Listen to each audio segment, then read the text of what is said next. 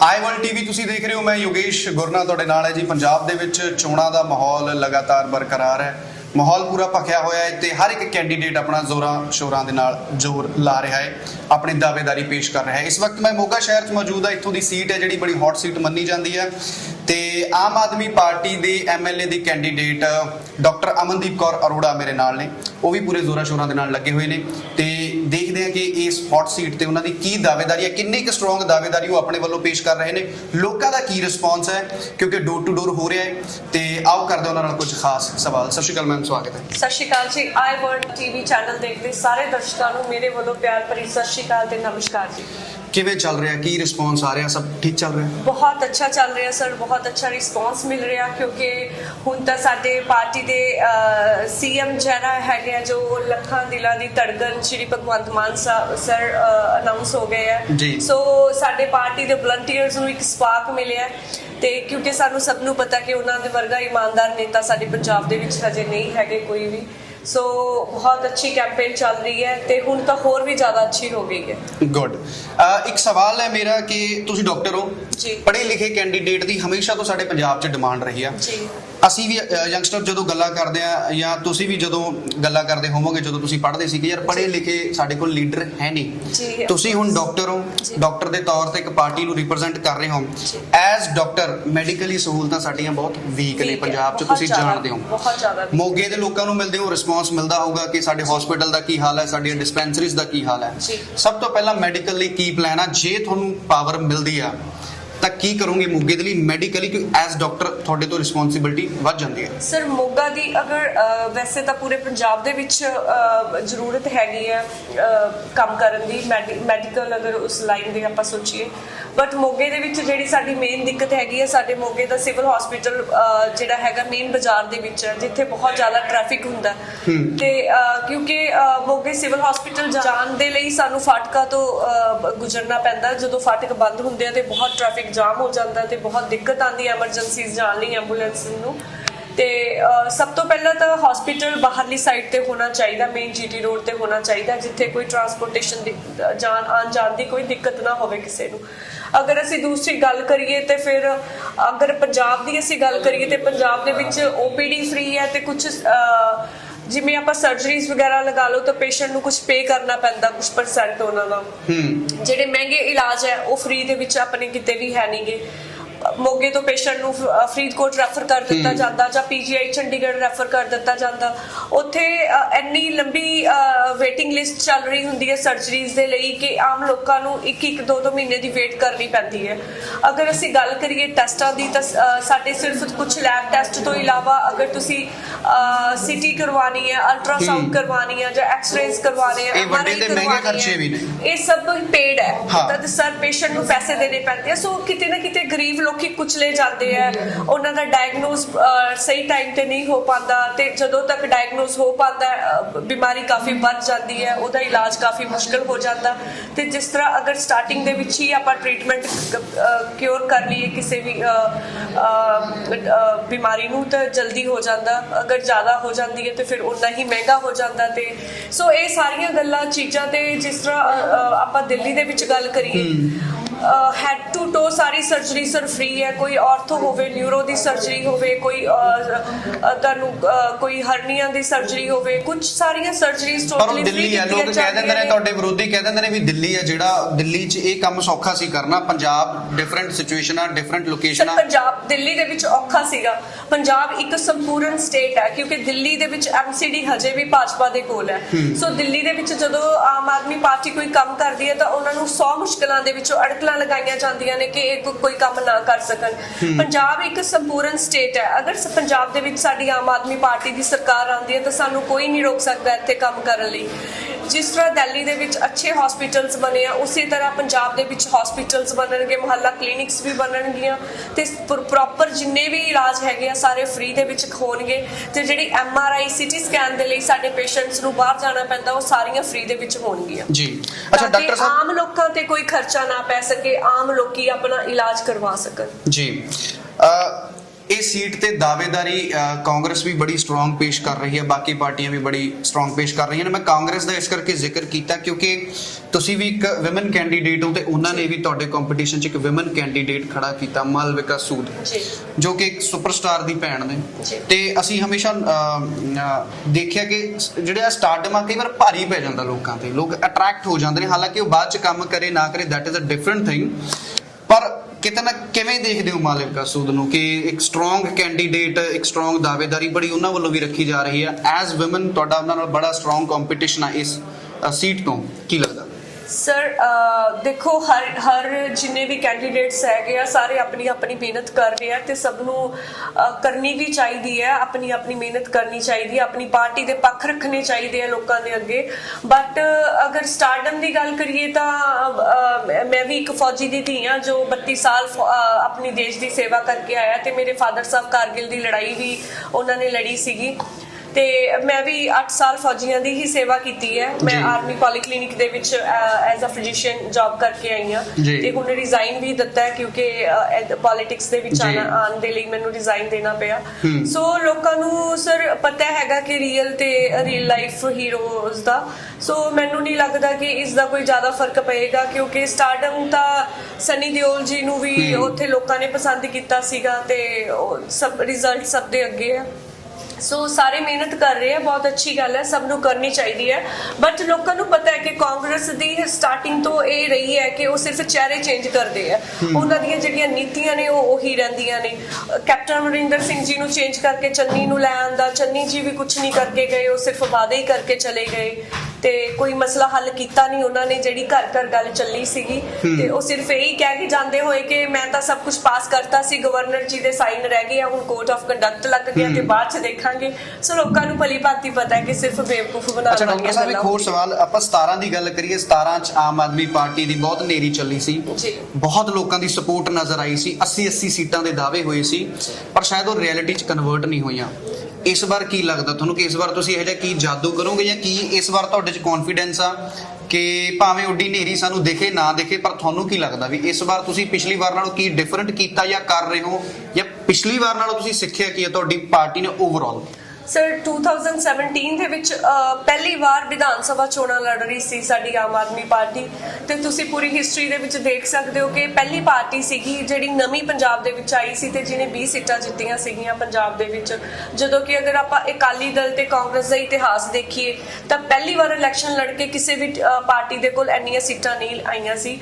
ਤੇ ਦੂਸਰੀ ਗੱਲ ਇਹ ਵੀ ਹੈ ਸਰ, ਉਦੋਂ ਦੇਖੋ ਤਾਂ ਆਪਾਂ ਨੂੰ ਸਭ ਨੂੰ ਪਤਾ ਹੈ ਰਿਐਲਿਟੀ ਦੇ ਵਿੱਚ ਕਿ ਅਕਾਲੀ ਦਲ ਨੇ ਖੁੱਲ੍ਹ ਕੇ ਸਪੋਰਟ ਕੀਤੀ ਸੀਗੀ ਕਾਂਗਰਸ ਨੂੰ ਕਿ ਵੀ ਆਪਣੀ ਜਿਹੜੇ ਵੋਟ ਬੈਂਕ ਸੀ ਉਹਨਾਂ ਨੇ ਉਧਰ ਕਨਵਰਟ ਕਰਤਾ ਸੀਗਾ ਕਿਉਂਕਿ ਉਹਨਾਂ ਨੂੰ ਉਹ ਨਹੀਂ ਚਾਹੁੰਦੇ ਸੀਗੇ ਕਿ ਆਮ ਆਦਮੀ ਪਾਰਟੀ ਦੀ ਸਰਕਾਰ ਆਵੇ ਕਿਉਂਕਿ ਉਹਨਾਂ ਨੂੰ ਪਤਾ ਸੀਗਾ ਕਿ ਅਗਰ ਇੱਕ ਵਾਰ ਆਮ ਆਦਮੀ ਪਾਰਟੀ ਦੀ ਸਰਕਾਰ ਪੰਜਾਬ ਦੇ ਵਿੱਚ ਆ ਗਈ ਤੇ ਇਹਨਾਂ ਨੇ ਕੰਮ ਹੀ ਇੰਨੇ ਕਰ ਦੇਣੇ ਆ ਕਿ ਦਿੱਲੀ ਵਾਂਗ ਫਿਰ ਇਹਨਾਂ ਨੇ ਵਾਪਸ ਇਹਨਾਂ ਨੂੰ ਕੋਈ ਭੇਜ ਨਹੀਂ ਸਕਦਾ। ਤੇ ਇਸ ਕਰਕੇ ਜਸਟ ਉਹਨਾਂ ਦੀ ਸਰ ਆਮ ਆਦਮੀ, ਇੱਕ ਹੋਰ ਗੱਲ ਕਹਿਣਾ ਚਾਹੁੰਦੀ ਹਾਂ ਕਿ ਆਮ ਆਦਮੀ ਪਾਰਟੀ ਦੇ ਜਿੰਨੇ ਵੀ ਕੈਂਡੀਡੇਟਸ ਆ ਸਾਰੇ ਆਮ ਘਰਾਂ ਤੋਂ ਆ, ਮੋਸਟਲੀ ਸਾਰੇ ਆਮ ਘਰਾਂ ਤੋਂ ਆ ਤੇ ਇੰਨੇ ਕੋਈ ਚੁਸਤ ਚਲਾਕ ਨਹੀਂ ਹੈਗੇ ਜਾਂ ਅਸੀਂ ਕੋਈ ਉਦਾਂ ਦੀਆਂ ਰਣਨੀਤੀਆਂ ਬਣਾਉਣ ਵਾਲੇ ਨਹੀਂ ਹੈਗੇ, ਅਸੀਂ ਤਾਂ ਸੱਚਾਈ ਦੇ ਰਸਤੇ ਤੇ ਚੱਲਣ ਵਾਲੇ ਕਾਮ ਲੋਕ ਆ। ਸੋ ਉਹਨਾਂ ਦੇ ਜਿਹੜੇ ਪਹਿਲੇ 70 ਸਾਲਾਂ ਤੋਂ ਜਿਹੜੇ ਰਾਜਨੀਤੀ ਦੇ ਵਿੱਚ ਰਹੇ ਆ ਉਹ ਥੋੜਾ ਆਪਣੀਆਂ ਚੁਸਤ ਚਲਾਕੀਆਂ ਕਰਕੇ ਜਾਂ ਝੂਠੀਆਂ ਸੌਹਾਂ ਵੀ ਕਹਿ ਸਕਦੇ ਆ ਖਾ ਕੇ ਉਹਨਾਂ ਨੂੰ ਪਤਾ ਸੀਗਾ ਕਿ ਪੰਜਾਬ ਦੇ ਲੋਕਾਂ ਨੂੰ ਕਿੱਦਾਂ ਫਿਰ ਤੋਂ ਅਸੀਂ ਬੇਵਕੂਫ ਬਣਾਈਏ। ਇੱਕ ਹੋਰ ਸਵਾਲ ਡਾਕਟਰ ਸਾਹਿਬ, ਜਿੱਥੇ ਤੁਸੀਂ ਕੈਂਡੀਡੇਟ ਦੀ ਗੱਲ ਕੀਤੀ, ਇਹ ਸੰਘਾ ਸਾਹਿਬ ਆਪਣੀ ਦਾਅਵੇਦਾਰੀ ਰੱਖਦੇ ਸੀ ਤੁਹਾਡੀ ਪਾਰਟੀ ਤੋਂ, ਬੜਾ ਸਟਰੋਂਗ ਉਹਨਾਂ ਨੇ ਇਸ ਸੀਟ ਲਈ ਕੰਮ ਕੀਤਾ ਬਟ ਉਹ ਟਿਕਟ ਤੁਹਾਡੇ ਹਿੱਸੇ ਪੈ ਗਈ ਆ। ਤੁਹਾਨੂੰ ਲੱਗਦਾ ਵੀ ਉਹ ਸੰਯੁਕਤ ਸਮਾਜ ਮੋਰਚੇ 'ਚ ਜਾ ਚੁੱਕੇ ਨੇ ਤੇ ਤੁਹਾਡੀ ਵੋਟ ਨੂੰ ਢਾਹ ਲੱਗ ਸਕਦੀ? ਸਰ ਮੈਂ 2014 ਦੇ ਵਿੱਚ ਪਾਰਟੀ ਦੇ ਲਈ ਕੰਮ ਕੀਤਾ ਸੀ ਬਟ ਆਫੀਸ਼ੀਅਲੀ ਮੈਂ 2015 ਦੇ ਵਿੱਚ ਪਾਰਟੀ ਜੁਆਇਨ ਕੀਤੀ ਸੀਗੀ। 2015 ਤੋਂ ਲੈ ਕੇ ਮੈਂ ਅੱਜ ਤੱਕ ਪਾਰਟੀ ਦੇ ਅਲੱਗ-ਅਲੱਗ ਅਹੁਦਿਆਂ ਤੇ ਕੰਮ ਕਰਦੀ ਆ ਰਹੀ ਹਾਂ। ਪਹਿਲਾਂ ਮੈਨੂੰ ਆਬਜ਼ਰਵਰ ਲਗਾਇਆ ਗਿਆ ਸੀਗਾ, ਉਸ ਤੋਂ ਬਾਅਦ ਫਿਰ ਮੈਂ ਸਟੇਟ ਵਾਈਸ ਪ੍ਰੈਜ਼ੀਡੈਂਟ ਰਹੀ ਸੀ 2016-17 ਦੇ ਵਿੱਚ, ਫਿਰ ਹੁਣ ਮੈਂ ਫਿਰ ਸਟੇਟ ਵਾਈਸ ਪ੍ਰੈਜ਼ੀਡੈਂਟ ਸੀਗੀ ਪੰਜਾਬ ਦੀ। ਸੋ ਟਿਕਟ ਦੀ ਗੱਲ ਤਾਂ ਦੇਖੋ ਪਾਰਟੀ ਨੇ ਜੋ ਪਾਰਟੀ ਦਾ ਫੈਸਲਾ ਹੁੰਦਾ ਉਹ ਸਰ ਮੱਥੇ ਲੈਣਾ ਚਾਹੀਦਾ। ਮੈਂ ਕਦੇ ਵੀ ਪਾਰਟੀ ਤੋਂ ਟਿਕਟ ਦੀ ਡਿਮਾਂਡ ਨਾ ਉਦੋਂ ਕੀਤੀ ਸੀ ਨਾ ਹੁਣ ਕੀਤੀ ਸੀਗੀ ਜੀ। ਤੇ 2016 ਦੇ ਵਿੱਚ ਵੀ ਸਾਡੇ ਕੈਂਡੀਡੇਟ ਸੀਗੇ ਐਡਵੋਕੇਟ ਰਮੇਸ਼ ਗਰੋਵਰ ਜੀ, ਮੈਂ ਉਹਨਾਂ ਦੀ ਖੁੱਲ੍ਹ ਕੇ ਉਹਨਾਂ ਦੇ ਨਾਲ ਉਹਨਾਂ ਦਾ ਸਮਰਥਨ ਕੀਤਾ ਸੀ ਤੇ ਉਹਨਾਂ ਦੇ ਨਾਲ ਕੈਂਪੇਨ ਕਰਵਾਈ ਸੀਗੀ ਜੀ। ਤੇ ਹੁਣ ਵੀ ਅਗਰ ਪਾਰਟੀ ਕਿਸੇ ਹੋਰ ਨੂੰ ਟਿਕਟ ਦੇ ਦਿੰਦੀ, ਪਾਰਟੀ ਨੂੰ ਪਤਾ ਸੀਗਾ ਕਿ ਡਾਕਟਰ ਕੋਈ ਹੋਰ ਚੱਲੇ ਜਾਂ ਨਾ ਚੱਲੇ, ਡਾਕਟਰ ਅਮਨ ਸਭ ਦੇ ਨਾਲ ਚੱਲੇਗੀ। ਡਾਕਟਰ ਅਮਨ ਨੇ ਕਦੇ ਟਿਕਟ ਨਹੀਂ ਸੀ ਮੰਗੀ ਇਸ ਵਾਰ। ਸੋ ਇਹ ਗੱਲ ਹੋ ਗਈ ਹੈ ਟਿਕਟ ਦੀ। ਬਾਕੀ ਦੇਖੋ ਸਰ, ਸੰਯੁਕਤ ਕਿਸਾਨ ਮੋਰਚਾ ਜਿਹੜੀ ਹੈਗੀ ਆ ਉਹਨਾਂ ਦੇ ਜਿਹੜੇ ਅਲੱਗ-ਅਲੱਗ ਲੀਡਰਸ ਹੈਗੇ ਆ ਉਹ ਆਪਸ 'ਚ ਇੱਕ ਦੂਜੇ ਦਾ ਵਿਰੋਧ ਕਰ ਰਹੇ ਆ ਹਜੇ ਤਾਂ, ਕਿਉਂਕਿ ਇੱਕ ਕਿਸਾਨ ਜਥੇਬੰਦੀ ਨੇ ਰਾਜੇਵਾਲ ਜੀ ਨੇ ਸੰਯੁਕਤ ਕਿਸਾਨ ਮੋਰਚਾ ਦੀ ਜਿਹੜੀ ਪਾਰਟੀ ਦੇ ਆਗੂ ਬਣੇ ਆ, ਬਟ ਜਿਹੜੀਆਂ ਦੂਸਰੀਆਂ ਕਿਸਾਨ ਜਥੇਬੰਦੀਆਂ ਨੇ ਉਹਨਾਂ ਦਾ ਕਹਿਣਾ ਕਿ ਇਹ ਜਿਹੜੀ ਅਸੀਂ 1 ਸਾਲ ਅਸੀਂ ਉੱਥੇ ਸੰਘਰਸ਼ ਕੀਤਾ ਕਿਸਾਨੀ ਮੋਰਚੇ, ਸਾਨੂੰ ਲੋਕਾਂ ਨੂੰ ਪੋਲੀਟੀਕਲ ਆਪਣਾ ਉਹ ਨਹੀਂ ਸਟਾਰਟ ਕਰਨਾ ਚਾਹੀਦਾ। ਸਾਨੂੰ ਜਿਸ ਤਰ੍ਹਾਂ ਅਗਰ ਅਸੀਂ ਹੀ ਪੋਲੀਟੀਕਲ ਲਾਈਨ ਦੇ ਵਿੱਚ ਆ ਗਏ ਤਾਂ ਕੱਲ ਨੂੰ ਲੋਕਾਂ ਦੇ ਹਿੱਤਾਂ ਦੀ ਆਵਾਜ਼ ਕੌਣ ਕਰੇਗਾ? ਪੋਲੀਟੀਕਲ ਪਾਰਟੀਆਂ ਦਾ ਵਿਰੋਧ ਕੌਣ ਕਰੇਗਾ?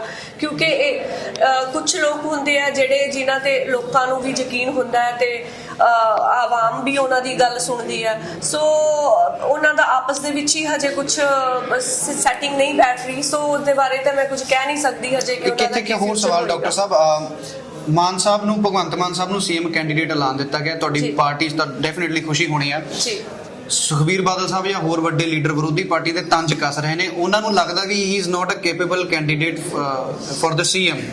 ਕੀ ਜਵਾਬ ਦੇਣਾ ਉਹਨਾਂ ਨੂੰ ਚਾਹੋਗੇ? ਕਿਉਂਕਿ ਉਹ ਕਹਿੰਦੇ ਵੀ ਉਹਨਾਂ ਦਾ ਇੱਕ ਤਰ੍ਹਾਂ ਇਨਡਾਇਰੈਕਟਲੀ ਇਹ ਕਹਿਣਾ ਚਾਹੁੰਦੇ ਨੇ ਵੀ ਇਹ ਬੰਦੇ ਇਸ ਸੀਟ ਲਈ ਜਾਂ ਸਹੁਦੇ ਲਈ ਬਣੇ ਹੀ ਨਹੀਂ ਤੇ ਤੁਸੀਂ ਉਹਨਾਂ ਨੂੰ ਸੀਐਮ ਕੈਂਡੀਡੇਟ ਕਿਵੇਂ ਐਲਾਨ ਕਰ ਸਕਦੇ? ਸਰ ਇਹ ਦੇਖੋ, ਇਨਸਾਨ ਕੌਣ ਹੁੰਦੇ ਆ ਇਹ ਕਿਸੇ ਨੂੰ ਕਰਨ ਵਾਲੇ ਕਿ ਵੀ ਇਹ ਇਸ ਲਾਇਕ ਨਹੀਂ, ਜਾਂ ਇਹ ਤਾਂ ਸਭ ਪਰਮਾਤਮਾ ਦੀ ਮਿਹਰ ਹੁੰਦੀ ਹੈ, ਪਰਮਾਤਮਾ ਦੇ ਹੱਥ ਦੇ ਵਿੱਚ ਹੁੰਦਾ। ਤੇ ਅਗਰ ਅਸੀਂ ਗੱਲ ਕਰੀਏ ਸੁਖਬੀਰ ਬਾਦਲ ਜੀ ਦੀ, ਤਾਂ ਲੋਕਾਂ ਨੇ, ਅਗਰ ਲੋਕਾਂ ਨੂੰ ਉਹਨਾਂ ਤੇ ਬਹੁਤ ਵਿਸ਼ਵਾਸ ਹੁੰਦਾ ਤੇ ਲੋਕਾਂ ਨੇ ਉਹਨਾਂ ਨੂੰ ਬਣਾ ਦੇਣਾ ਸੀਗਾ। ਲੱਖਾਂ ਲੋਕਾਂ ਦਾ ਪਿਆਰ ਹੈ ਭਗਵੰਤ ਮਾਨ ਸਾਹਿਬ ਨਾਲ, ਕਿਉਂਕਿ ਜੋ ਐਮਪੀ ਰਹਿ ਕੇ ਉਹ ਜਦੋਂ ਦੇਖੋ 1 ਲੱਖ ਵੋਟਾਂ ਦੀ ਲੀਡ ਦੇ ਨਾਲ ਉਹ ਇਸ ਵਾਰ ਵੀ ਜਿੱਤੇ ਸੀਗੇ ਤੇ ਉਹ ਸਿਰਫ ਪੰਜਾਬ ਦੇ ਲਈ ਕੰਮ ਨਹੀਂ ਕੀਤਾ, ਦੇਸ਼ ਵਿਦੇਸ਼ ਵਾਸਤੇ ਪੰਜਾਬੀਆਂ ਨੂੰ ਜਿੱਥੇ ਵੀ ਉਹਨਾਂ ਦੀ ਜ਼ਰੂਰਤ ਹੋਈ, ਕੋਈ ਕਿਤੇ ਫਸਿਆ ਹੋਇਆ ਜਾਂ ਕਿਸੇ ਦੀ ਡੈਡ ਬੋਡੀ ਦੀ ਗੱਲ ਹੋਈ ਜਾਂ ਕੋਈ ਵੀ ਹੈਲਪ ਹੋਈ, ਉਹਨਾਂ ਨੇ ਹਮੇਸ਼ਾ ਪੰਜਾਬੀਆਂ ਦੀ ਹੈਲਪ ਕੀਤੀ ਹੈ। ਡਾਕਟਰ ਸਾਹਿਬ, ਕੋਈ ਪੋਲੀਟੀਕਲੀ ਸਲਾਹ ਉਹਨਾਂ ਨੇ ਦਿੱਤੀ ਹੋਵੇ ਤੁਹਾਨੂੰ, ਕਿਉਂਕਿ ਤੁਹਾਡੇ ਬਹੁਤ ਸੀਨੀਅਰ ਨੇ, ਉਹ ਹੁਣ ਤਾਂ ਸੀਐਮ ਕੈਂਡੀਡੇਟ ਐਲਾਨੇ ਜਾ ਚੁੱਕੇ ਨੇ, ਤੁਹਾਨੂੰ ਕੋਈ ਸਲਾਹ ਦੇ ਕੇ ਗਏ ਵੀ ਡਾਕਟਰ ਸਾਹਿਬ ਇਦਾਂ ਕਰਨਾ, ਅਮਨ ਆਹ ਚੀਜ਼ਾਂ ਦਾ ਖਿਆਲ ਰੱਖਣਾ ਤੇ ਇਦਾਂ ਅੱਗੇ ਵਧਣਾ? ਨਹੀਂ ਸਰ, ਇਦਾਂ ਦਾ ਤਾਂ ਕੁਝ ਵੀ ਕੋਈ ਸਲਾਹ ਨਹੀਂ ਦਿੱਤੀ ਉਹਨਾਂ ਨੇ। ਬਾਕੀ ਦੇਖੋ ਉਹ ਤਾਂ ਹਮੇਸ਼ਾ ਹੀ ਸੱਚਾਈ ਦੇ ਰਸਤੇ ਚੱਲਦੇ ਆਏ ਆ ਤੇ ਉਹਨਾਂ ਨੇ ਇਹੀ ਕਿਹਾ ਕਿ ਹਮੇਸ਼ਾ ਸੱਚਾਈ ਦੇ ਰਸਤੇ ਚੱਲੋ ਤੇ ਜਿੱਤ ਹਮੇਸ਼ਾ ਸੱਚਾਈ ਦੀ। 2-3 ਚੀਜ਼ਾਂ ਇਮਾਨਦਾਰੀ ਨਾਲ ਦੱਸਣਾ ਚਾਹੋ ਕਿ ਲੋਕ ਕੀ ਸਵਾਲ ਕਰ ਰਹੇ ਨੇ, ਤੁਹਾਨੂੰ ਕੀ ਪੁੱਛ ਰਹੇ ਨੇ ਤੇ ਕੀ ਚਾਹ ਰਹੇ ਨੇ ਕਿ ਅਮਨ ਸਾਨੂੰ ਇਹ ਚਾਹੀਦਾ ਤੁਹਾਡੇ ਕੋਲੋਂ ਜਾਂ ਸਾਨੂੰ ਇਹ ਦਿਓਗੇ ਤਾਂ ਸ਼ਾਇਦ ਅਸੀਂ ਕੁਝ ਤੁਹਾਡੇ ਬਾਰੇ ਸੋਚ ਸਕਦੇ ਹਾਂ? ਲੋਕੀ ਬਦਲਾਅ ਚਾਹੁੰਦੇ ਆ। ਲੋਕੀ ਹੁਣ ਅੱਕ ਚੁੱਕੇ ਆ ਕਿਉਂਕਿ ਉਹਨਾਂ ਨੂੰ ਪਤਾ ਹੈ ਕਿ ਇਹਨਾਂ ਸਰਕਾਰਾਂ ਨੇ 70-72 ਸਾਲ ਇਹਨਾਂ ਦੀ ਕੁਝ ਵੀ ਨਹੀਂ ਸੁਣੀ ਹੈਗੀ। ਅਗਰ ਅਸੀਂ ਗੱਲ ਕਰੀਏ, ਹਜੇ ਵੀ ਗਲੀਆਂ, ਸੜਕਾਂ, ਨਾਲੀਆਂ ਤੇ ਵਿਚਾਰੇ ਫਸੇ ਬੈਠੇ ਆ। ਕਿਸੇ ਗਲੀ ਦੇ ਵਿੱਚ ਜਾਓ, ਕਿਸੇ ਵਾਰਡ ਦੇ ਵਿੱਚ ਜਾਓ, ਉਹਨਾਂ ਦੀ ਹੋਰ ਕੋਈ ਵੱਡੀ ਡਿਮਾਂਡ ਨਹੀਂ ਹੁੰਦੀ, ਉਹ ਵਿਚਾਰੇ ਉੱਥੇ ਹੀ ਆ। ਹਜੇ ਵੀ ਸਾਡੀ ਗਲੀ ਨਹੀਂ ਬਣੀ ਜੀ, ਸਾਡੀਆਂ ਨਾਲੀਆਂ ਨਹੀਂ ਬਣੀਆਂ। ਲੋਕਾਂ ਨੂੰ ਪਤਾ ਹੀ ਨਹੀਂਗਾ ਕਿ ਸਰਕਾਰਾਂ ਦੇ ਕੰਮ ਕੀ ਹੁੰਦੇ ਆ, ਸਰਕਾਰ ਕੀ ਕੰਮ ਕਰ ਸਕਦੀ ਹੈ। ਲੋਕਾਂ ਨੂੰ ਜਿਹੜੀਆਂ ਸਾਡੀਆਂ ਪਿਛਲੀਆਂ ਸਰਕਾਰਾਂ ਰਹੀਆਂ ਨੇ ਉਹਨਾਂ ਨੇ ਉੱਥੇ ਤੱਕ ਹੀ ਸੀਮਿਤ ਕਰਤਾ ਕਿ ਅਗਰ ਵੋਟਾਂ ਲੈਣੀਆਂ ਨੇ ਤੁਹਾਡੀ ਗਲੀ ਤਿਆਰ ਹੋ ਜਾਏਗੀ ਜੀ, ਤੁਹਾਡੀ ਨਾਲੀ ਤਿਆਰ ਹੋ ਜਾਏਗੀ। ਸੋ ਮੈਨੂੰ ਤਾਂ ਹੈਰਾਨੀ ਹੁੰਦੀ ਹੈ ਕਿ ਇਹਨਾਂ ਨੂੰ ਪਤਾ ਹੀ ਨਹੀਂਗਾ ਕਿ ਸਰਕਾਰਾਂ ਦੇ ਕੰਮ ਕੀ ਹੁੰਦੇ ਆ। ਤੇ ਜਿਹੜਾ ਟੈਕਸ ਡੇਲੀ ਉਹਨਾਂ ਨੂੰ ਦੱਸਣਾ ਪੈਂਦਾ ਕਿ ਵੀ ਜੀ ਤੁਸੀਂ ਵੀ ਟੈਕਸ ਦਿੰਦੇ ਹੋ। ਜਦੋਂ ਤੁਸੀਂ ਕੋਈ ਸਰਫ ਦੀ ਥੈਲੀ ਖਰੀਦਦੇ ਹੋ ਜਾਂ ਤੁਸੀਂ ਸ਼ੈਂਪੂ ਖਰੀਦਦੇ ਹੋ ਜਾਂ ਤੁਸੀਂ ਕੋਈ ਵੀ ਮਾਰਕੀਟ ਤੋਂ ਚੀਜ਼, ਕੱਪੜਾ, ਸ਼ੂਜ਼ ਖਰੀਦ ਲੈਂਦੇ ਹੋ, ਜੁੱਤੀ ਲੈਂਦੇ ਹੋ, ਟੀਵੀ ਲੈਂਦੇ ਹੋ, ਤਾਂ ਤੁਹਾਡਾ ਟੈਕਸ ਜਾਂਦਾ ਸਰਕਾਰ ਦੇ ਕੋਲ। ਉਹ ਟੈਕਸ ਦੇ ਨਾਲ ਸਰਕਾਰ ਦੇ ਖਜ਼ਾਨੇ ਭਰਦੇ ਆ ਤੇ ਉਹ ਖਜ਼ਾਨਾ ਸਰਕਾਰ ਨੇ ਲੋਕਾਂ ਤੇ ਖਰਚਣਾ ਹੁੰਦਾ, ਆਪਣੀ ਸਟੇਟ ਤੇ ਖਰਚਣਾ ਹੁੰਦਾ, ਉਹਦੀ ਡਿਵੈਲਪਮੈਂਟ ਦੇ ਲਈ ਖਰਚਣਾ ਹੁੰਦਾ। ਇਹ ਲੋਕਾਂ ਨੂੰ ਗੱਲਾਂ ਪਤਾ ਹੀ ਨਹੀਂ ਗਈਆਂ। ਸੋ ਤਾਂ ਉੱਥੇ ਹੀ ਬੈਠੇ ਆ। ਤੁਸੀਂ ਦਿੱਲੀ ਮਾਡਲ ਨੂੰ ਬੜਾ ਸਾਹਮਣੇ ਰੱਖ ਰਹੇ ਹੋ ਕਿ ਅਸੀਂ ਦਿੱਲੀ 'ਚ ਇਹ ਕੀਤਾ ਸੀ, ਪੰਜਾਬ 'ਚ ਵੀ ਇਹ ਕਰ ਦਾਂਗੇ। ਕੀ ਲੱਗਦਾ ਤੁਹਾਨੂੰ ਵੀ, ਮੈਂ ਪਹਿਲਾਂ ਵੀ ਤੁਹਾਨੂੰ ਇਹ ਸਵਾਲ ਕੀਤਾ ਸੀ ਕਿ ਉੱਥੇ ਬਹੁਤ ਸਾਰੀਆਂ ਲੋਕ ਕਹਿੰਦੇ ਨੇ ਸਕੂਲ ਬਿਹਤਰ ਹੋ ਗਏ ਜਾਂ ਮੈਡੀਕਲ ਬਿਹਤਰ ਹੋ ਗਿਆ, ਪਰ ਪੰਜਾਬ ਦੇ ਵਿੱਚ ਇਹ ਚੈਲੰਜ ਬਹੁਤ ਜ਼ਿਆਦਾ ਵੱਡਾ ਹੈ। ਸਰ, ਪੰਜਾਬ ਦੇ ਵਿੱਚ ਸਾਨੂੰ ਕਰਨਾ ਬਹੁਤ ਸੌਖਾ ਹੈ ਕਿਉਂਕਿ ਪੰਜਾਬ ਇੱਕ, ਮੈਂ ਪਹਿਲਾਂ ਵੀ ਜਿਸ ਤਰ੍ਹਾਂ ਕਿਹਾ ਸੀਗਾ ਕਿ ਪੰਜਾਬ ਸੰਪੂਰਨ ਸਟੇਟ ਹੈ। ਦਿੱਲੀ ਦੇ ਵਿੱਚ ਉਦੋਂ ਇਦਾਂ ਦੇ ਸਕੂਲ ਮਿਲੇ ਸੀਗੇ, ਇੰਨੀ ਮਾੜੀ ਹਾਲਤ ਦੇ ਵਿੱਚ ਬਣੇ ਸੀਗੇ, ਜਿਹੜੇ ਪਿਛਲੇ 60 ਸਾਲਾਂ ਤੋਂ ਬਣੇ ਹੋਏ ਸੀਗੇ, ਜਿਨ੍ਹਾਂ ਦੀਆਂ ਛੱਤਾਂ ਤੱਕ ਚੋਂਦੀਆਂ ਸੀ, ਜਿਸ ਤਰ੍ਹਾਂ ਸਾਡੇ ਪੰਜਾਬ ਦੇ ਸਕੂਲਾਂ ਦੀ ਹਾਲਤ ਹੈਗੀ ਹੈ। ਤੇ ਅਗਰ ਅਸੀਂ ਗੱਲ ਕਰੀਏ, ਸਾਡੇ ਤੋਂ ਨਾਰਮਲੀ ਕੁਐਸਚਨ ਕੀਤੇ ਜਾਂਦੇ ਆ ਕਿ ਇਹ ਪੈਸਾ ਕਿੱਥੋਂ ਆਏਗਾ। ਬਿਲਕੁਲ, ਡੈਫੀਨਿਟਲੀ। ਤੇ ਅਗਰ ਅਸੀਂ ਆਪਣੀ ਜਿਹੜੀਆਂ ਰੇਤ ਦੀ ਸਾਡੀ ਹੁੰਦੀ ਹੈ, ਰੇਤ ਮਾਫੀਆ ਖਤਮ ਕਰ ਦਈਏ, ਅਸੀਂ ਸ਼ਰਾਬ ਮਾਫੀਏ ਤੇ ਲਗਾਮ ਕੱਸ ਲਈਏ, ਰੇਤ ਮਾਫੀਏ ਤੇ ਲਗਾਮ ਕੱਸ ਲਈਏ, ਹੋਰ ਵੀ ਇਦਾਂ ਦੇ ਬਹੁਤ ਸਾਰੇ ਮਾਫੀਏ ਆ। ਤੁਹਾਨੂੰ ਮੈਂ ਸਿਰਫ ਰੇਤ ਮਾਫੀਏ ਦਾ ਦੱਸਦੀ ਹਾਂ ਕਿ ਅਗਰ ਰੇਤ ਮਾਫੀਏ ਤੇ ਲਗਾਮ ਕੱਸ ਲਈਏ ਤਾਂ 1 ਸਾਲ ਦਾ 38000 ਕਰੋੜ ਦਾ ਬਜਟ ਹੈਗਾ, ਜਿਹੜਾ ਪੰਜਾਬ ਸਰਕਾਰ ਦੇ ਖਜ਼ਾਨੇ ਦੇ ਵਿੱਚ ਪਏਗਾ। ਤੇ ਤੁਸੀਂ ਅਗਰ ਅਸੀਂ ਜਿਹੜੀ 1000 ਰੁਪਇਆ ਗਰੰਟੀ ਵਾਲੀ ਆਈ ਸੀਗੀ ਮਹਿਲਾਵਾਂ ਵਾਲੀ, ਅਗਰ ਅਸੀਂ ਪੰਜਾਬ ਦੀ ਹਰ ਔਰਤ ਨੂੰ 1000 ਰੁਪਇਆ ਗਰੰਟੀ ਦਿੰਦੇ ਆ ਤਾਂ ਉਹ ਟੋਟਲ ਹੋਏਗਾ 13000 ਕਰੋੜ। ਪਰ ਇਹਦੇ ਤੇ ਤੰਜ ਕੱਸਿਆ ਜਾ ਰਿਹਾ ਕਿ ਐਜ਼ ਵੂਮਨ ਹੋ ਕੇ ਤੁਸੀਂ ਉਹਨਾਂ ਨੂੰ ਕਮਜ਼ੋਰ ਕਰ ਰਹੇ ਹੋ, ਤੁਸੀਂ ਉਹਨਾਂ ਨੂੰ ਇੱਕ ਤਰ੍ਹਾਂ ਦਾ ਇੱਕ ਲਾਲਚ ਤੇ ਲਾ ਰਹੇ ਹੋ। ਤੁਹਾਨੂੰ ਕੀ ਲੱਗਦਾ, ਤੁਸੀਂ ਵੂਮਨ ਹੋ, ਤੁਹਾਨੂੰ ਫ੍ਰੀ ਚ ਕੁਝ ਮਿਲੇ, ਤੁਸੀਂ ਐਕਸੈਪਟ ਕਰੋਗੇ? ਸਰ ਕਿਉਂਕਿ ਆਫ ਕੋਰਸ ਕਿਉਂ ਨਹੀਂ, ਕਿਉਂਕਿ ਅਗਰ ਅਸੀਂ ਬਾਹਰ ਬੱਚਿਆਂ ਨੂੰ ਭੇਜਦੇ ਆ, ਤੁਸੀਂ ਲੋਕਾਂ ਤੋਂ ਪੁੱਛੋ ਕਿ ਤੁਸੀਂ ਬੱਚਿਆਂ ਨੂੰ ਫੋਰਨ ਕਿਉਂ ਭੇਜਦੇ ਹੋ, ਉਹ ਇਹੀ ਗੱਲ ਕਹਿੰਦੇ ਆ ਕਿ ਜੀ ਬਾਹਰਲੀਆਂ ਸਰਕਾਰਾਂ ਬਹੁਤ ਸਹੂਲਤਾਂ ਦਿੰਦੀਆਂ ਨੇ। ਬਾਹਰ ਜਦੋਂ ਸਾਡੇ ਕਰੋਨਾ ਹੋਇਆ ਸੀ, ਸਾਡੇ ਬੱਚਿਆਂ ਦੇ ਜਾਂ ਸਾਡੇ ਅਕਾਊਂਟ ਦੇ ਵਿੱਚ ਸਰਕਾਰਾਂ ਨੇ $2,000 ਪਾਏ, ਜਦੋਂ ਕਿ ਇੰਡੀਆ ਦੇ ਵਿੱਚ ਉਲਟਾ ਹੁੰਦਾ। ਇੰਡੀਆ ਦੀ ਗਵਰਨਮੈਂਟ ਕੋਈ ਵੀ ਇਦਾਂ ਦੀ ਸਹਾਇਤਾ ਕਿ ਆਪਣੇ ਨਾਗਰਿਕਾਂ ਨੂੰ ਨਹੀਂ ਦਿੰਦੀ ਹੈ ਕਿ ਜਦੋਂ ਵੀ ਕੋਈ ਤੂਫਾਨ ਆਉਂਦਾ, ਕੋਈ ਭੂਚਾਲ ਆਉਂਦਾ ਜਾਂ ਕੋਈ ਮੰਦਭਾਗੀ ਘਟਨਾ ਵਾਪਰਦੀ ਹੈ ਤਾਂ ਇੱਕ ਰਿਲੀਫ, ਪ੍ਰਧਾਨ ਮੰਤਰੀ ਰਿਲੀਫ ਫੰਡ ਨੰਬਰ ਜਾਰੀ ਕਰ ਦਿੰਦੇ ਆ ਕਿ ਪਲੀਜ਼ ਇਹਦੇ ਵਿੱਚ ਪੈਸੇ ਪਾਓ ਤੇ ਹੈਲਪ ਕਰੋ। ਤੇ ਉਦੋਂ ਉਹ ਜਿਹੜੀਆਂ ਸਰਕਾਰਾਂ ਕੋਲ ਪੈਸੇ ਹੁੰਦੇ ਆ ਉਹ ਹੈਲਪ ਕਿਉਂ ਨਹੀਂ ਕਰਦੀਆਂ, ਤੇ ਜਿਹੜੇ ਰਿਲੀਫ ਫੰਡ ਦੇ ਵਿੱਚ ਪੈਸੇ ਜਾਂਦੇ ਆ ਅੱਜ ਤੱਕ ਉਹਨਾਂ ਨੇ ਕਿਉਂ ਨਹੀਂ ਉਹਦਾ ਦਿੱਤਾ ਕਿ ਜਿਹੜੇ ਪੈਸੇ ਲੋਕਾਂ ਦੇ ਵੱਲੋਂ ਆਏ ਰਿਲੀਫ ਫੰਡ ਦੇ ਵਿੱਚ ਉਹ ਪੈਸੇ ਅਸੀਂ ਕਿੱਥੇ ਲਗਾਇਆ। ਉਹ ਪੈਸੇ ਤਾਂ ਉਹ ਫਿਰ ਲੋਕਾਂ ਨੂੰ ਬੇਵਕੂਫ ਬਣਾ ਕੇ ਪੈਸੇ ਲੈ ਕੇ ਉਹੀ ਪੈਸਿਆਂ ਦੀ ਆਪਣੀ ਐਡਵਰਟਾਈਜ਼ਮੈਂਟ ਕਰਦੇ ਆ। ਕਿੰਨੀਆਂ ਸੀਟਾਂ ਦੀ ਦਾਅਵੇਦਾਰੀ ਮੰਨਦੇ ਹੋ? 117 ਨੇ। ਤੁਹਾਨੂੰ ਕੀ ਲੱਗਦਾ ਕਿ ਇਸ ਵਾਰ ਆਮ ਆਦਮੀ ਪਾਰਟੀ ਇੰਨੀਆਂ ਸੀਟਾਂ ਤਾਂ ਲੈ ਕੇ ਜਾਊਗੀ? ਸਰ ਮੈਨੂੰ ਤਾਂ ਲੱਗਦਾ ਭਗਵੰਤ ਮਾਨ ਸਰ ਸਾਡੇ ਸੀਐਮ ਫੇਸ ਅਨਾਉਂਸ ਹੋ ਗਿਆ, 117 ਦੀਆਂ 117 ਸੀਟਾਂ ਹੀ ਅਸੀਂ ਲੈ ਕੇ ਜਾਵਾਂਗੇ ਜੀ। ਤੇ ਅੱਛਾ, ਸਭ ਤੋਂ ਪਹਿਲਾ ਕੰਮ, ਆਖਰੀ ਸਵਾਲ ਨੇ ਇੱਕ ਦੋ, ਸਭ ਤੋਂ ਪਹਿਲਾ ਕੰਮ ਅਗਰ ਤੁਸੀਂ ਪਾਵਰ 'ਚ ਆਉਂਦੇ ਹੋ ਕੀ ਕਰੋਗੇ ਮੋਗੇ ਦੇ ਲਈ? ਸਭ ਤੋਂ ਪਹਿਲਾ ਕੰਮ ਜੋ ਤੁਸੀਂ ਸੋਚੀ ਬੈਠੇ ਹੋ ਕਿ ਅਗਰ ਮੈਨੂੰ ਪਾਵਰ ਮਿਲਦੀ ਹੈ ਮੋਗੇ ਵਾਲੇ ਤਾਂ ਮੈਂ ਤੁਹਾਡੇ ਲਈ ਆਹ ਕਰ ਦੂੰਗੀ, ਸਭ ਤੋਂ ਪਹਿਲਾਂ ਤੇ ਥੋੜੇ ਸਮੇਂ ਦੇ ਅੰਦਰ ਹੀ ਕਰੂੰਗੀ। ਸਰ ਮੈਂ ਤਾਂ ਸੋਚ ਰਹੀ ਹਾਂ ਕਿ ਮੈਂ ਇੱਕ ਬਣਾਵਾਂ, ਮੈਂ ਉਹ ਤੁਹਾਨੂੰ ਹੁਣ ਨਹੀਂ ਦੱਸਾਂਗੀ ਟੀਵੀ ਚੈਨਲ ਤੇ, ਮੈਂ ਇੱਕ ਮੈਨੀਫੈਸਟੋ ਰੈਡੀ ਕਰ ਰਹੀ ਹਾਂ ਜਿਸ ਦੇ ਵਿੱਚ ਹੋਏਗਾ ਕਿ ਇੰਨੇ ਮਹੀਨਿਆਂ ਦੇ ਵਿੱਚ ਇਹ ਕੰਮ ਹੋਏਗਾ, ਇੰਨੇ ਮਹੀਨਿਆਂ ਦੇ ਵਿੱਚ ਇਹ ਕੰਮ ਹੋਏਗਾ। ਅਸੀਂ ਚਾਹੁੰਦੇ ਹਾਂ ਕਿ ਅਗਰ ਕੋਈ ਵੀ ਐਮਐਲਏ ਬਣਦਾ ਹੈ ਤੇ ਉਹਨਾਂ ਨੂੰ ਆਪਣੇ ਹਲਕੇ ਨੂੰ ਇਹ ਮੈਨੀਫੈਸਟੋ ਤਿਆਰ ਕਰਕੇ ਦੇਣਾ ਚਾਹੀਦਾ ਇੱਕ ਐਫੀਡੇਵਿਟ ਤੇ ਕਿ ਅਗਰ ਉਹ ਇਹ ਕੰਮ ਨਹੀਂ ਕਰੇਗਾ ਤਾਂ ਨੈਕਸਟ ਟਾਈਮ ਉਹ ਐਮਐਲਏ ਕੈਂਡੀਡੇਟ ਅਪਲਾਈ ਕਰਨ ਦੇ ਵੀ ਲਾਇਕ ਨਾ ਰਵੇ। ਤੁਸੀਂ ਦਵੋਗੇ ਐਫੀਡੇਵਿਟ? ਮੈਂ ਆਫ ਕੋਰਸ ਸਰ ਦਵਾਂਗੀ, ਮੈਂ ਉਹ ਮੈਂ ਰੈਡੀ ਕਰ ਰਹੀ ਹਾਂ। Okay, that's good. ਤੇ ਆਖਰੀ ਸੁਨੇਹਾ ਕੀ ਆ ਤੁਹਾਡੇ ਵੱਲੋਂ, ਜਿਹੜੇ ਤੁਹਾਡੇ ਸਪੋਰਟਰ ਨੇ, ਜਾਂ ਕੀ ਕਹਿਣਾ ਚਾਹੋਗੇ ਆਪਣੇ ਵੱਲੋਂ? ਪੂਰੇ ਪੰਜਾਬ ਵਾਸੀਆਂ ਨੂੰ ਬੇਨਤੀ ਕਰਨਾ ਚਾਹੁੰਦੀ ਹਾਂ ਕਿ ਆਪਾਂ ਬਹੁਤ ਸਾਲ ਵੇਖ ਲਿਆ ਹੈ, 70-72 ਸਾਲਾਂ ਤੋਂ ਆਪਾਂ ਇਹਨਾਂ ਦੀਆਂ ਕਦੇ ਅਕਾਲੀ ਦਲ, ਕਦੇ ਕਾਂਗਰਸੀ, ਕਦੇ ਕਿਸੇ ਹੋਰ ਦੀਆਂ ਗੱਲਾਂ ਚਾਹੁੰਦੇ ਆ ਰਹੇ ਆ। ਸੋ ਪਲੀਜ਼ ਇਸ ਵਾਰ ਇਹਨਾਂ ਦੀਆਂ ਗੱਲਾਂ ਦੇ ਵਿੱਚ ਨਾ ਆਓ। ਆਪਣੇ ਕੋਲ ਇਹ ਇੱਕ ਮੌਕਾ ਹੈ, ਬਹੁਤ ਖਾਸ ਮੌਕਾ ਹੈ ਕਿ ਆਪਾਂ ਆਪਣੇ ਪੰਜਾਬ ਨੂੰ, ਆਪਣੀ ਪੰਜਾਬੀਅਤ ਨੂੰ ਬਚਾ ਲਈਏ। ਸੋ ਪਲੀਜ਼ ਇਸ ਵਾਰ ਝਾੜੂ ਦਾ ਬਟਨ ਦਬਾਓ, ਇੱਕ ਮੌਕਾ ਕੇਜਰੀਵਾਲ ਨੂੰ, ਇੱਕ ਮੌਕਾ ਆਮ ਆਦਮੀ ਪਾਰਟੀ ਨੂੰ ਦੇ ਕੇ ਦੇਖੋ। ਵੋਟਾਂ ਸਿਰਫ ਇਸ ਵਾਰ ਮੰਗਾਂਗੇ, ਨੈਕਸਟ ਟਾਈਮ ਤੋਂ ਅਸੀਂ ਵੋਟਾਂ ਨਹੀਂ ਮੰਗਾਂਗੇ। ਕੰਮ ਕਰਾਂਗੇ ਤਾਂ ਵੋਟ ਪਾ ਦਿਓ, ਅਦਰਵਾਈਜ਼ ਨਾ ਪਾਇਓ। ਥੈਂਕ ਯੂ ਜੀ। ਸੋ ਇਹ ਸੀ ਮੇਰੇ ਨਾਲ ਡਾਕਟਰ ਅਮਨਦੀਪ ਕੌਰ ਅਰੋੜਾ, ਜੋ ਕਿ ਪੰਜਾਬ ਦੀ ਹੌਟ ਸੀਟ ਮੰਨੀ ਜਾਣ ਵਾਲੀ ਮੋਗਾ ਸੀਟ ਤੋਂ ਆਮ ਆਦਮੀ ਪਾਰਟੀ ਦੇ ਐਮਐਲਏ ਦੇ ਕੈਂਡੀਡੇਟ ਨੇ। ਸੋ ਲੈਟਸ ਸੀ, ਇਹਨਾਂ ਦਾ ਪ੍ਰਚਾਰ ਜਾਰੀ ਹੈ। ਇਹਨਾਂ ਨੇ ਜੋ ਅਸੀਂ ਪੁੱਛਣਾ ਚਾਹੁੰਦੇ ਸੀ ਦੱਸਿਆ, ਕੌਨਫੀਡੈਂਟ ਨਜ਼ਰ ਆ ਰਹੇ ਨੇ। ਤੇ ਹਾਲਾਂਕਿ ਕਾਂਗਰਸ ਦੀ ਦਾਅਵੇਦਾਰੀ ਬੜੀ ਸਟਰੋਂਗ ਹੈ ਇੱਥੋਂ ਮੰਨੀ ਜਾ ਰਹੀ ਹੈ, ਕਿਉਂਕਿ ਵੂਮਨ ਦਾ ਵੂਮਨ ਨਾਲ ਮੁਕਾਬਲਾ ਹੈ। ਤੇ ਅਕਾਲੀ ਦਲ ਵਾਲੇ ਵੀ ਬੜਾ ਜੋਸ਼ ਭਰ ਰਹੇ ਨੇ, ਅਕਾਲੀ ਦਲ ਬਸਪਾ ਵਾਲੇ ਵੀ। ਸੋ ਬੰਗਾ ਸਾਹਿਬ ਵੀ ਜ਼ੋਰਾਂ ਸ਼ੋਰਾਂ ਦੇ ਨਾਲ ਇੱਥੋਂ ਲੱਗੇ ਹੋਏ ਨੇ। ਸੋ ਇਹ ਤਾਂ ਹੁਣ ਤੁਸੀਂ ਤੈਅ ਕਰਨਾ ਹੈ ਕਿ ਤੁਸੀਂ ਕਿਸ ਦੇ ਸਿਰ ਤੇ ਤਾਜ ਧਰਦੇ ਹੋ। ਪਰ ਫਿਲਹਾਲ ਇਸ ਖਾਸ ਮੁਲਾਕਾਤ ਦੇ ਵਿੱਚ ਇੰਨਾ ਹੀ। ਤੁਸੀਂ ਜੁੜੇ ਰਹਿਣਾ ਆਈਵਲ ਟੀਵੀ ਦੇ ਨਾਲ। ਸਤਿ ਸ਼੍ਰੀ ਅਕਾਲ।